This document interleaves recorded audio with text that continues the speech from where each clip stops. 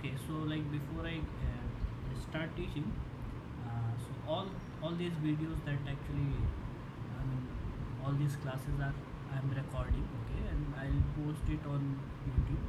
So the, for the sixth semester student, they told me actually they want the videos for like taking notes and so that they can watch it later also at some higher speed. So for you guys also, I am recording all the classes.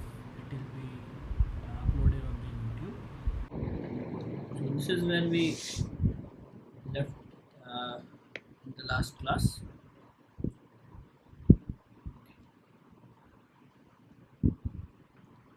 Now,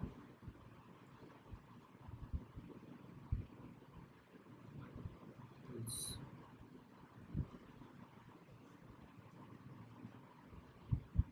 okay.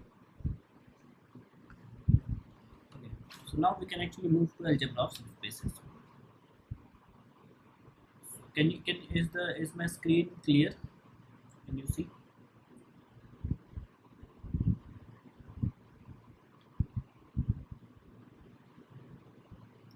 Right. So we'll start with the theorem that let V over F be a finite be a vector space and let W1 and W2 be subspaces.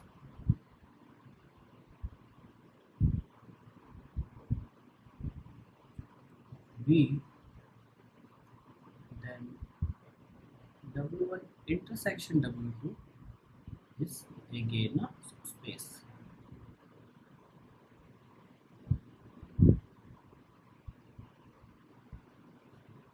So this is the theorem that we are going to prove. So it's a very easy theorem. Proof. So given we have that W1 and W2 are the spaces or the subspaces of V. So W1 and W2 are the subspaces of V. Since they are subspaces, it means that zero vector belongs to W1 and zero vector belongs to W2. And that implies that zero vector belongs to W1 intersection W2. So if you remember, we checked three properties to find out whether a subset is a subspace or not. First, we check if the zero vector exists. Second, we check that if it is closed under so then we check if it is closed under addition, and then we check if it is closed under scalar multiplication. So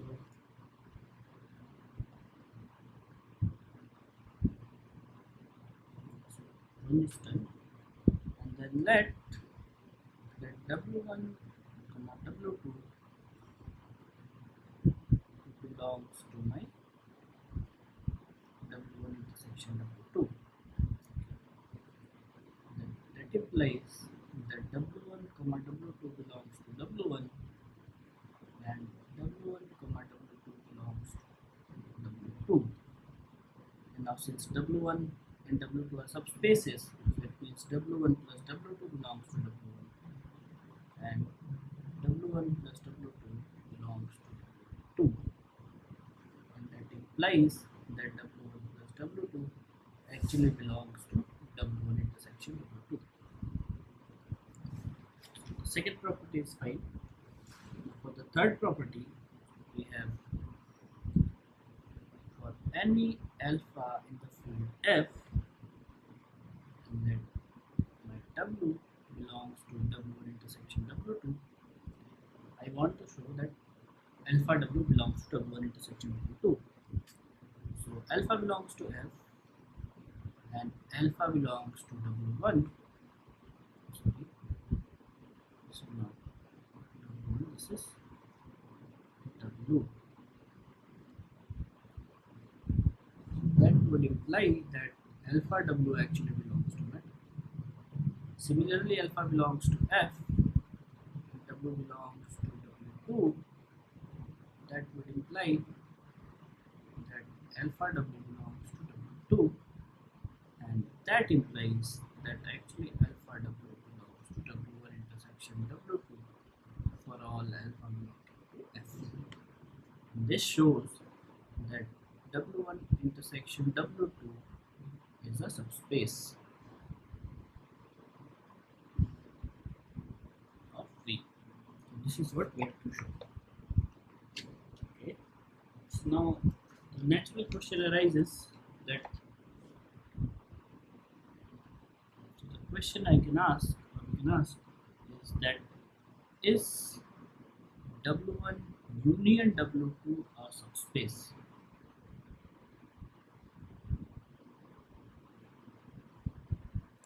So the answer is no. Okay. W1 union W2 is not a subspace. Okay, it is not true in general. So the question is when it is true. Okay, so we can have theorem that says that W1 union W2 is a subspace if and only if W1 is contained in W2 or W2 is contained in W1. So if and only if one of these two conditions proves. Okay. So to prove this is actually again pretty simple. So the first part is pretty easy, that if W1 is a subset of W2 and W2 is a subspace,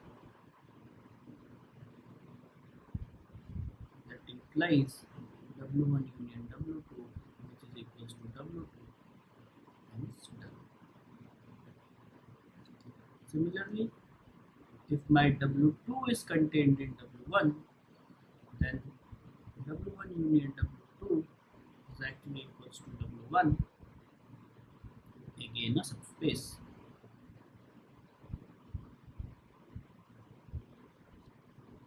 Now the converse part is tricky. I have to show that conversely, that if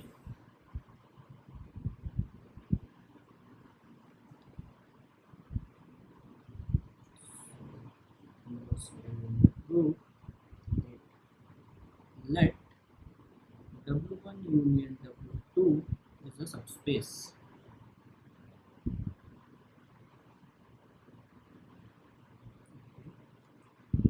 where W1 and W2 are subspaces of V. So we need to show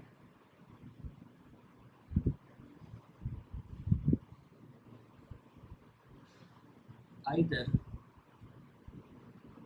W1 is contained in W2 or W2 is contained in W1. Okay. So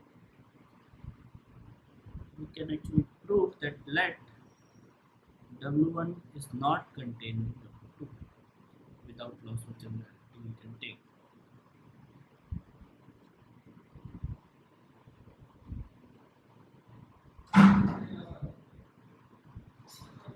no, it is fine. So let W1 is not contained in W2. Okay. So it implies that there exists some x that belongs to W1 and x does not belong to W2. Again, if my W2 is not contained in W1, that implies that there exists some y that belongs to W2 such that y does not belong to W1. But note that this x and y, they will actually belong to W1 union W2, and W1 union W2 is a subspace. That implies that x plus y belongs to W1 union W2. Since it is a subspace, so it is closed under addition. And what does it imply? It implies that either x plus y belongs to W1 or x plus y belongs to W2. So clearly x belongs to W1. That is what we considered, right? X belongs to W1, yes. That implies minus x also belongs to W1. Okay. Then I have that x plus y belongs to W1. That implies minus x plus y belongs to W1. That implies 0 plus y belongs to W1. And that implies y belongs to W1, which is false.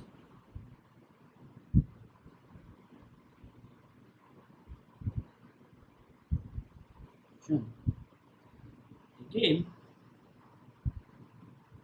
if my x plus y belongs to W2 and we know that y belongs to W2, that implies minus y plus x plus y also belongs to W2, which is minus y plus y plus x belongs to W2, which will give us x belongs to W2 as before, and again a contradiction.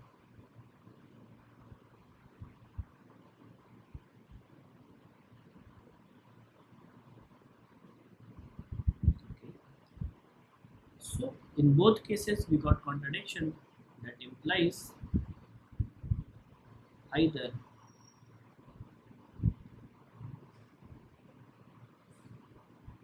W1 is contained in W2 or W2 is contained in W1. This is what we had to show it.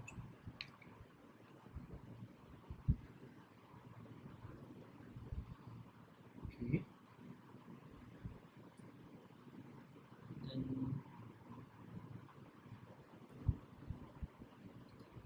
so this is fine. So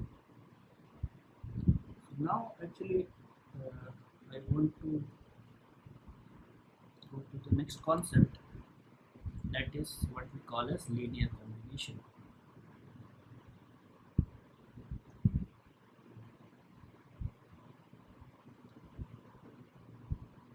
Linear combination. So given a set of vectors called S and it has elements from beta 1, beta 2 to beta n, then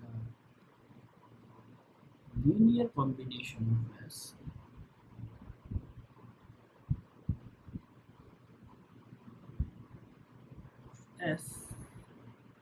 is a vector of the form sigma of, okay, so actually I'll represent it in a different way. I'll write it as v1, v2, vn. So I'm not writing beta because alpha and beta are actually used as scalars. Okay, so it is kind of a general notation that we use alpha and beta for scalars and u and v for vectors. So it is of the form alpha I times vi, that is alpha 1 v1 plus alpha 2 v2 up to alpha n vn. Okay, for some alpha 1, alpha 2, alpha n that belongs to f. Okay, I'll just state an example for this. So if my S is say 1 comma 0, 1 comma 1 and 2 comma 3, okay, then any linear combination, that is, let's say 5 times of 1 comma 0 plus 3 times of 1 comma 1 plus 2 times of 2 comma V is the linear combination of S. So here actually I have taken alpha 1 as 5, alpha 2 as 3 and alpha 3 as 2. So this is what we call as the linear combination. So the next is what is span of S. Okay. Let me try to write this. What is span of S? So the set of all linear combinations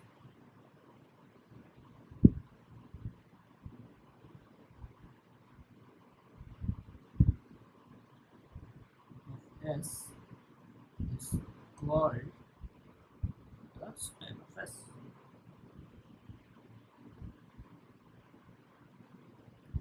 That is, so we take all possible linear combinations of S. Okay, alpha 1 V1, alpha 2 V2 to alpha n Vn for all alpha I belongs to R. So whatever linear combination is possible, if we take the set of all linear combinations, we call it as a span of S. Now one thing to note here is that the span of empty set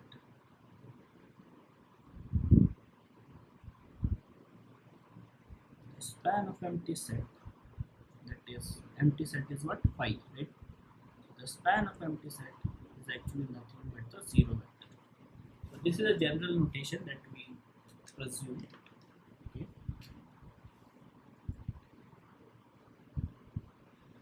Okay, so this is 9.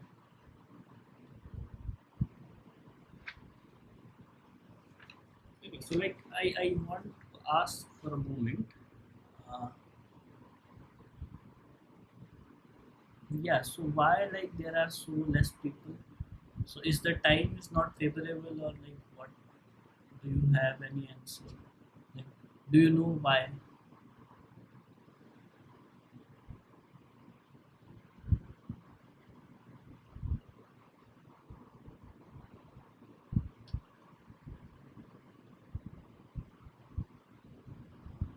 Hello.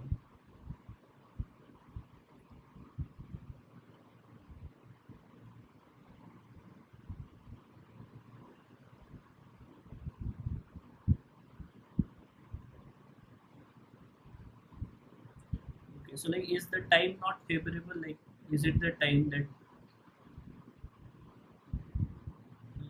okay, some may have their computer classes. Okay. Oh, okay, fine. So like anyhow, I am recording these lectures. I'll post them so that they can see from there as also. But just like message in your group that I'll be taking attendance, right? So it may happen that you may have some problem with the attendance. Okay, at later because sir has told me to like take the attendance also. So please notify them. Nevertheless, okay. So this is what we call it span. And also like I was saying that if you guys have previous year question papers, you can WhatsApp me. Okay, so that I'll try to give you the solutions of those problems as it will be helpful for your examinations. Because see, this is one course where if you think that you can, you can try to learn anything or you can try to mug up and then you can write it in the examination. So it is going to be a little hard because like there are so many notations and all. So the best way to like do this paper especially is to understand it. So whatever, if you guys give me the question papers, I'll try to give you the solutions also. And yeah, so I'll continue now.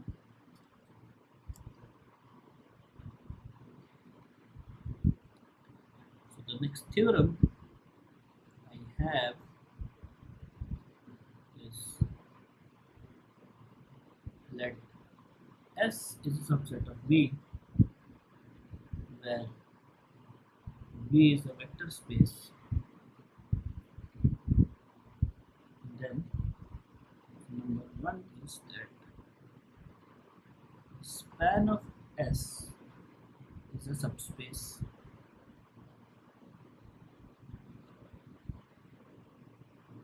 of V that contains S.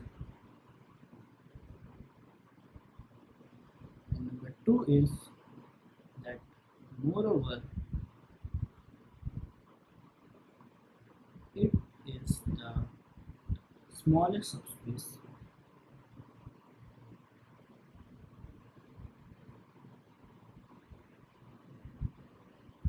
S. Okay, it is the smallest subspace containing S.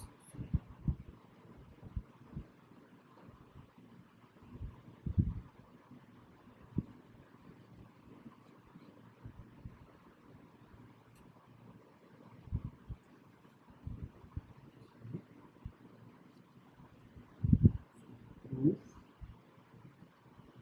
So it has actually a very long proof, and okay, fine, so I'll do it again. So first, to show that span of S is a subspace.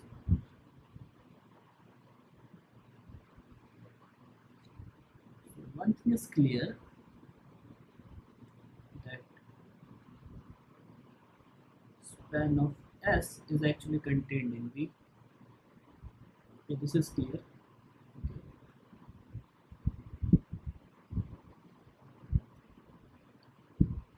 So now actually we have to see whether it is a subspace or not. So any element, so every element of span of S is given by, so actually S is given by some alpha 1 times V1 plus alpha 2 times V2 up to alpha n Vn.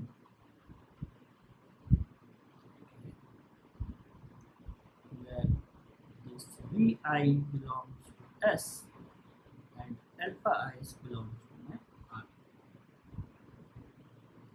Taking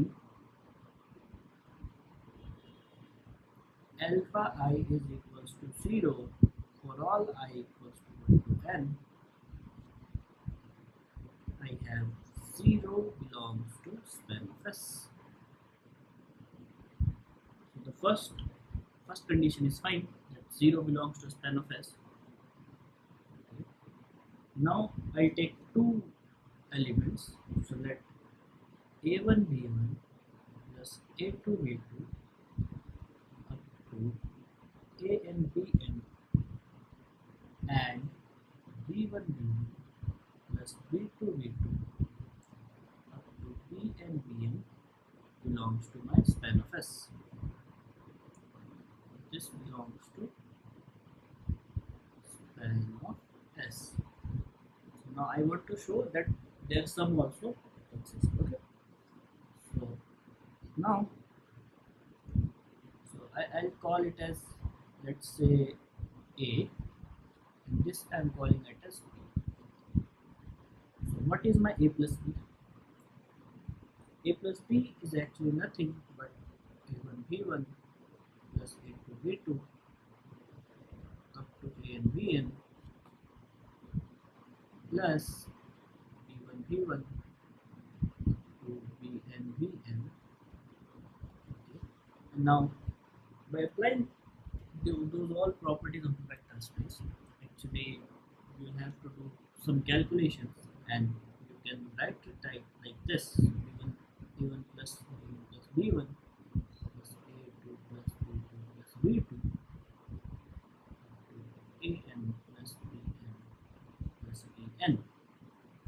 Okay, so this I can type as C1 B1 plus C2 B2 up to Cn Bn, where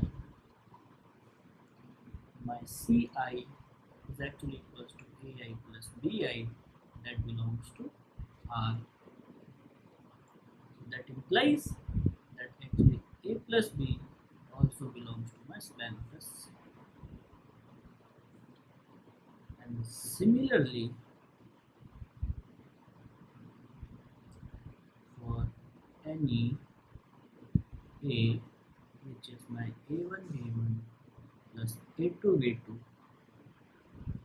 to AN BN, that is in my span of S, for any alpha in R. What is alpha A? Alpha A is actually alpha times of A1 B1 to AN BN, which is alpha A1 B1 plus alpha A2 B2 up to alpha AN BN. Okay. This is actually, I can say, some D1 B1 plus D2 B2 to DN where my Di is actually equals to alpha times A. And obviously this also belongs to R because my alpha is in R and A is in R. Alpha in R, my AI are also in R. Yes. And this Vi belongs to V.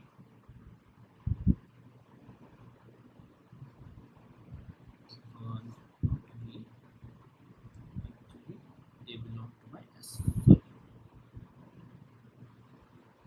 Yeah. So therefore all the three properties are satisfied. It means that span of S is a subspace. This we have proved. Now to show that it is the smallest, two of 2, that is to show that span of S is the smallest, is the smallest subspace containing my S. So now to show that, actually what we'll do is that let W be any subspace containing S. We show that my span of S is actually contained in W. So if I have to show that span of S is the smallest, so what I'll show that among all the subspaces that contain the set S, span of S is actually contained in all of them. So now to show that, we will actually do the classical thing, that is we will take one element of span of S and we will show that that element is actually in W. So let A1 B1 plus A2 B2 up to this A and Bn belongs to S, where AI belongs to R and Vi belongs to my S. Okay. Now, since my S is actually contained in W, what that will imply? That implies that my Vi are also in W. Okay. Because W is the subspace that contains S. Okay. And these Vi's belong to S, so automatically this Vi belongs to W. Now since W being a subspace, we have A1 B1 belongs to W, A2 B2 belongs to W, up to this A and Bn belongs to W. Because if it is a subspace, then it is closed under scalar multiplication. And then we will use the property, since it is a subspace, so it is closed under the addition also. That implies A and Bn belongs to my W. And what it does is that it shows that my span of S is actually contained in W. Okay. And this span of S, so this is what we had to prove. So this is proved. So this is what we wanted to actually show. Now this actually, it has a special name, that this span of S is called the vector space generated by S. Okay, so this is fine.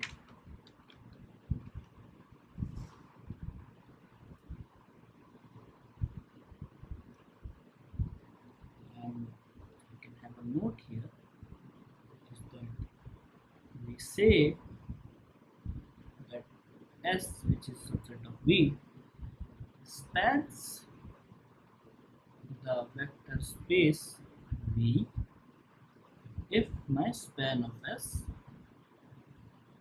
is equals to V. S is also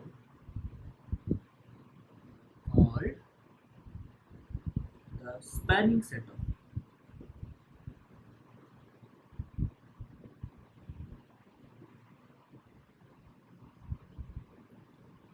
So this is called.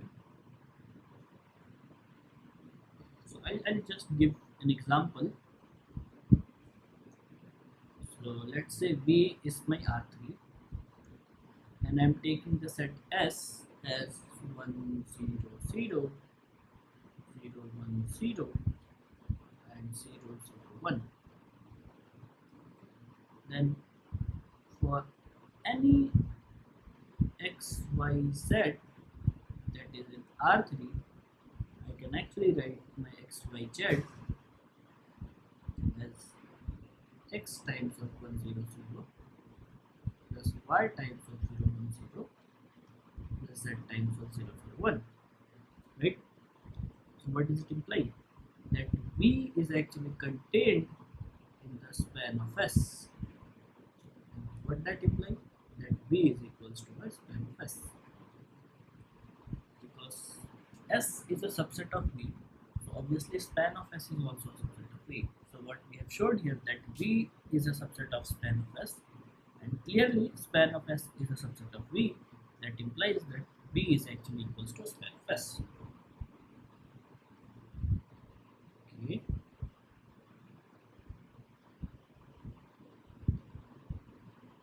So this is okay. So now again I'll give you one more example.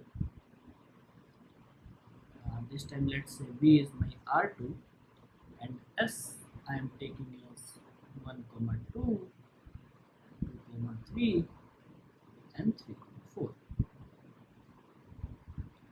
So for any x, y which is in R2, I can actually write x, y as some a times of 1, 2 plus b times of 2, 3. Okay.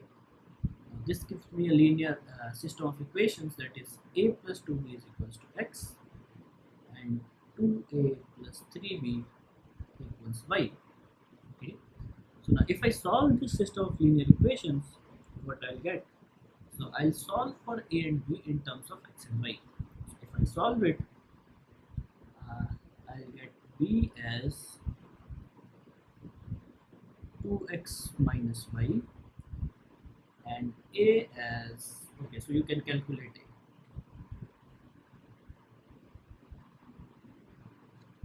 So a you can calculate. So the point I'm trying to make is that 1, 2 and 2, 3 was able to generate the whole R2,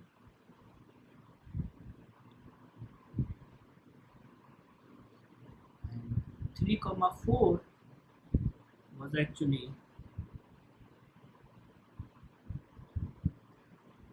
was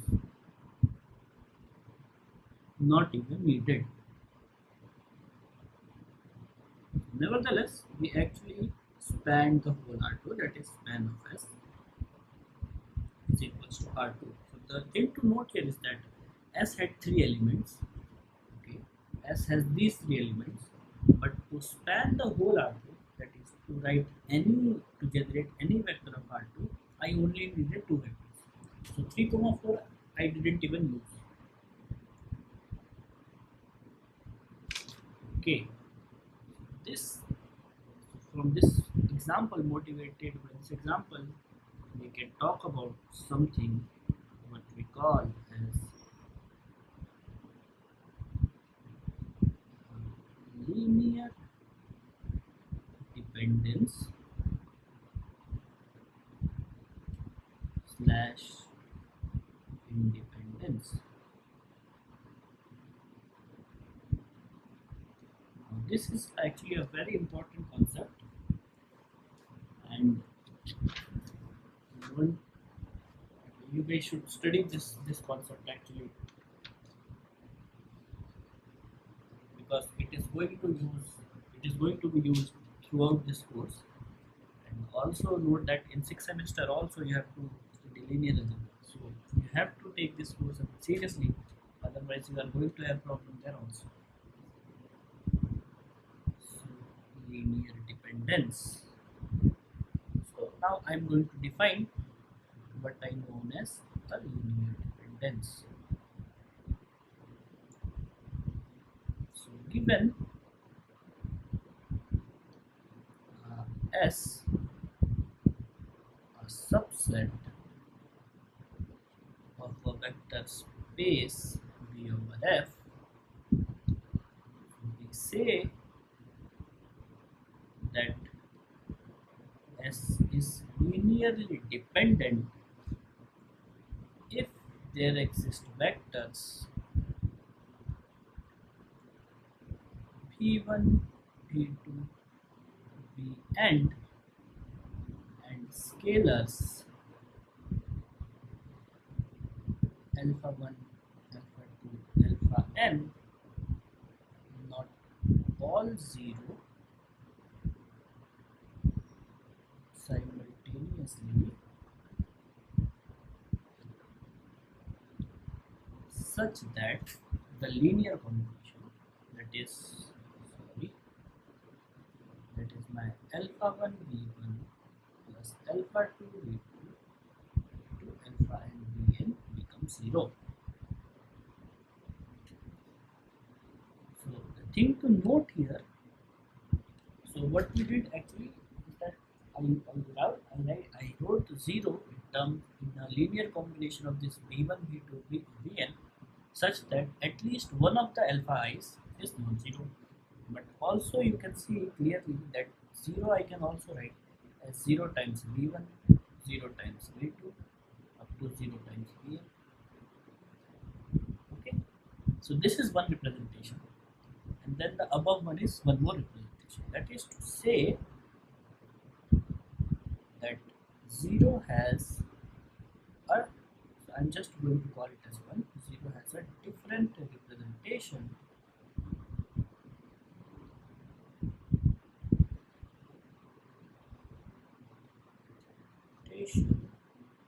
than my 1. Okay, so now we'll see what, so that was linearly dependent. Now what is linearly independent or linear independence? It is very simple, something which is not linearly dependent, or we can define it in a different sense as well, that less S, which is subset of V, okay, where V is a vector space let me take that S has some vectors v1, v2, vn. So then S is linearly independent, or Li in short form, if S is not linearly dependent, or in short we write it as LD. Okay? Or actually a more general definition, or a more understanding definition, or practical definition, we can say that for any alpha I in F, I need to have alpha 1 v1 plus alpha 2 v2 to alpha n vn is equals to 0 if and only alpha I equals 0. So if this condition holds, then also we say that v1, v2, vn is the linearly independent. That is to say actually that the 0, so here we can say that the 0 vector has unique representation.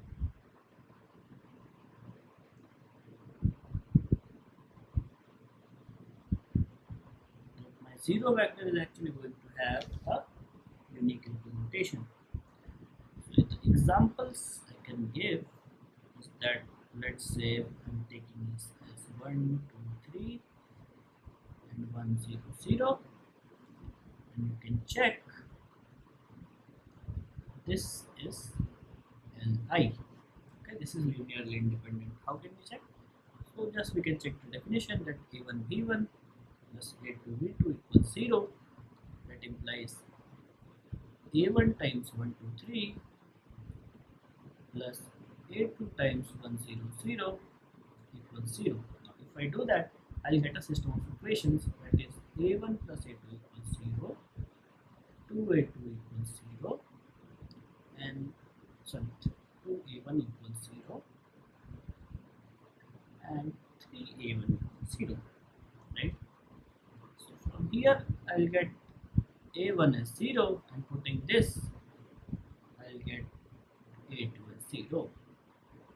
So the 0 vector has only the unique representation, that is 0 v1, 0 v2, or to say that both my a1 and a2 are 0, that is why it is linearly independent.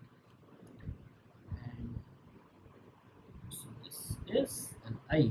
Okay. Now let me consider one more example.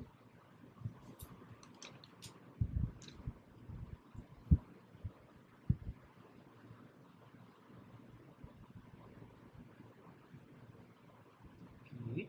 Yeah. So if I take the set as 1, 0, 0, 1, and 1, 1, then this is actually linearly dependent. So you can check, because a1 v1, a2 v2 plus a3 v3 is 0, where I can take a1 equals a2 equals 1, a3 equals minus 1. So it has a representation of the 0 vector other than all elements should be 0, or to say that all the ai's are non-zero, or at least one of the ai's are non-zero. So that is why it is linearly dependent. Okay. Okay, so I'll stop here today.